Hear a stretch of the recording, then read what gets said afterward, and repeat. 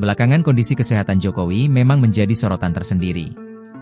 Namun Jokowi dan beberapa orang terdekatnya membantah isu yang menyebut Presiden RI ke-7 itu memiliki penyakit serius. Terlihat kondisi fisik Jokowi yang mengalami perubahan. Kulit tangan dan wajah Jokowi terlihat mengalami perubahan. Kini, setelah membantah adanya penyakit, beredar sebuah video yang memperlihatkan kulit kepala Jokowi. Dilansir dari akun TikTok Zul04, tampak terlihat jelas kulit kepala Jokowi yang sepertinya kering. Dari video yang beredar itu, Jokowi terlihat sedang menandatangani buku tamu saat reuni UGM beberapa waktu lalu.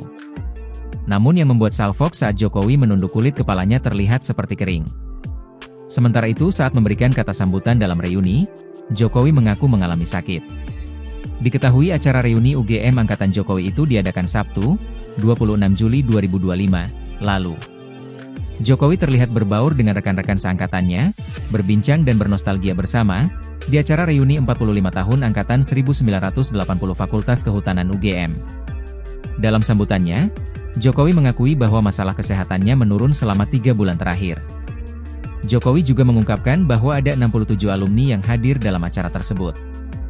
Ia menyadari kehadirannya penting agar tidak memunculkan kembali spekulasi-spekulasi lama yang kerap menyerangnya.